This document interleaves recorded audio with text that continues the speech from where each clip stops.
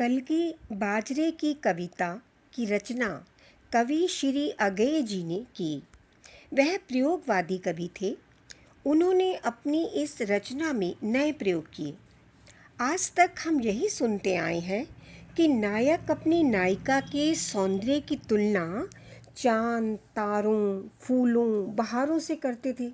पर इस कविता में कवि ने अपनी नायिका की सुंदरता का वर्णन करने के लिए नई उपमा का प्रयोग किया। उन्होंने अपनी नायिका को छरहरे बाजरे की कलगी कहा है और उनकी यह रचना 1949 में लिखी गई थी। हरी बिछली घास दौलती कलगी छरहरे बाजरे की। हरी बिछली घास दौलती कलगी छरहरे बाजरे की। इन पंक्तियों में कवि ने अपनी नायिका की तुलना बाजरे की छरहरी यानी दुबली पतली कलगी, जिसे सिट्टा भी कहा जाता है या जिस पर के दाने लगते हैं, कहा है कि तुम्हारी सुंदरता वैसे ही है जैसे हरी कोमल घास के ऊपर छरहरी बाजरे की कलगी डोल रही हो। अगर मैं तुमको ललाती सांझ के नभ की अकेली तारिका अब नहीं कहता, अगर मैं तुमको ललाती सांझ के नभ की अकेली तारिका अब नहीं कहता, या शरद के भोर की निहार नहाई कुई टटकी कली चंपे की वगैरह, तो नहीं कारण कि मेरा हृदय उथला या कि सूना है, या मेरा प्यार कम है, या देवता इन प्रतीकों के कर गए कूच हैं। इन पंक्तियों में कवि कहते हैं कि जैसे सांझ की सुंदरता का भी उपमा दे दी जाती थी। शाम को सांझ होने पर जब सूर्य डूबता है तो उसकी लालिमा चारों तरफ फैल जाती थी, तो उसकी भी उपमा दी जाती थी कि तुम ललाती सांझ में चमकती हुई तारिका लगती हो। या शरद के भोर की निहार नहाई कुई, और शरद ऋतु की सुबह पाले के कारण जो कुमुदनी है उसके जैसी भीगी लगती हो, या अभी अभी खिली हुई चंपा की कली की तरह लगते हो। मैं तुम्हें ये नहीं कहता तो इसका ये अर्थ नहीं है कि मेरा प्यार कम हो गया है, या मेरे प्यार में उथलापन यानी कि गहराई नहीं है, या मेरा प्यार सूना है यानी कि उसमें भावना नहीं है। देवता इन प्रतीकों के कर गए हैं कूच। अब कवि ये कहते हैं कि देवता इन प्रतीकों की ये जो उपमाएं दी जाती थी वो इतनी पुरानी हो गई हैं कि अब इनका कोई महत्व ही नहीं रह गया। अब इसलिए मैं तुम्हें कलगी बाजरे की कहता हूँ। कभी बासन अधिक घिसने से मुलम्मा छूट जाता है, कभी बासन अधिक घिसने से मुलम्मा छूट जाता है, मगर क्या तुम नहीं पहचान पाओगी। इन पंक्तियों में कवि कहते हैं कि अगर हम बर्तन को बार बार घिसते हैं तो उस पर जो चमकती हुई परत चढ़ी होती है तो वह उतर जाती है। वैसे ही जो उपमाएं पुराने समय से दी जाती हैं सौंदर्य को व्यक्त करने के लिए, उनकी चमक भी अब मंद पड़ गई है। तुम्हारे रूप के तुम हो निकट, तुम्हारे रूप के तुम हो निकट, हो जादू के निजी किसी सहज गहरे बोध से किस प्यार से मैं कह रहा हूँ। इन पंक्तियों में कवि कहते हैं कि तुम अपने रूप या सुंदरता के निकट यानी पास हो।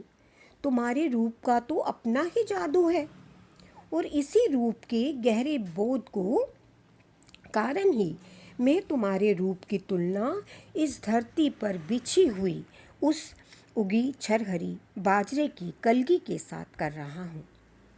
आज हम शहरातियों को पालतू मालंच पर संवरी जूही के फूल से, आज हम शहरातियों को पालतू मालंच पर संवरी जूही के फूल से सृष्टि के विस्तार का, ऐश्वर्य का, औदार्य का कहीं सच्चा कहीं प्यारा प्रतीक है। इन पंक्तियों में कवि कहते हैं कि हम लोग शहर में बसने वाले लोग जो हैं वो प्रकृति को तो भूल ही चुके हैं। प्रकृति का असली रूप हम नहीं जानते। हमने कृत्रिम पालतू मालंच, हमने कृत्रिम बगीचे बना लिए हैं, बनावटी बगीचे बना लिए हैं, और उसमें जो जूही का फूल खिलता है हमें वही अच्छा लगता है। लेकिन हमने सृष्टि के विस्तार का, लेकिन इस धरती पर जो प्रकृति का सौंदर्य है, जो विस्तार है, उसका जो औदार्य है, उसका जो सच्चा प्रतीक है, वो हमें दिखाई नहीं देता, क्योंकि हम कृत्रिम साधनों के साथ ही उपमाएं देने लगे हैं।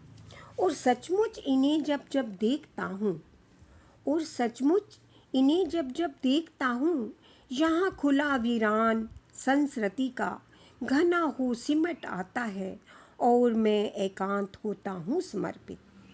इन पंक्तियों में कवि कहते हैं कि मैं जब सृष्टि में या इस धरती पर बिछी हुई कोमल घास को देखता हूँ तो मानो सारा सूनापन जो है वो सृष्टि का घना या इकट्ठा होकर यहाँ सामने आ जाता है। यहाँ पे कवि प्रकृति के मोहक रूप की तरफ अपने आप को समर्पित कर देता है और प्रकृति के सौंदर्य में खो जाता है और उसे केवल प्रकृति का सौंदर्य ही नजर आता है। शब्द जादू हैं, मगर क्या समर्पण कुछ नहीं है। इन पंक्तियों में कवि कहते हैं कि शब्द जादू हैं, यानी कि सुंदरता को व्यक्त करने के लिए जो भी शब्द बोले जाते हैं वो जादू का काम करते हैं। लेकिन वो शब्दों का जादू अब बदल गया है। वो पुराने समय में सुंदरता को व्यक्त करने के लिए जो प्रतीकों का प्रयोग किया जाता था वो ना करके अब वो शब्द प्रयोग में लाए जाते हैं जो प्रकृति के करीब हैं। उन्होंने इसलिए कहा है कि शब्द जादू है। कवि कहते हैं कि मैंने पुराने सुंदरता को व्यक्त करने वाले शब्दों का प्रयोग नहीं किया, तो इसका ये अर्थ नहीं है कि मेरा प्रेम कम है या प्रेम उथला है, लेकिन मैं प्रकृति के अधिक नज़दीक होने के कारण तुम्हें प्रकृति की सुंदरता जैसा ही समझता हूँ। जैसे हरी घास के ऊपर बाजरे की कलगी झूल रही होती है, मुझे तुम्हारी सुंदरता में वही नैसर्गिकता, वही कोमलता, वही सुंदरता नज़र आती है। जैसे बार बार बर्तन को घिसने से उसका मुलम्मा उतर जाता है, वैसे ही बार बार उन शब्दों को प्रयोग करने से उनका जो महत्व है वो कम हो जाता है। इसीलिए मैंने तुम्हें बाजरे की कलगी कहा है, क्योंकि उसका सौंदर्य नैसर्गिक है, हमेशा रहने वाला है। कवि ने अपने आप को प्रकृति के सौंदर्य के प्रति समर्पित किया है और इसीलिए नायिका को छरहरी बाजरे की कलगी कहता है। इस रचना में प्रयोगवाद का प्रयोग किया है और प्राचीन जो उपमाएं थीं उनकी जगह नई उपमाओं का प्रयोग किया जो प्रकृति के ज़्यादा नज़दीक है।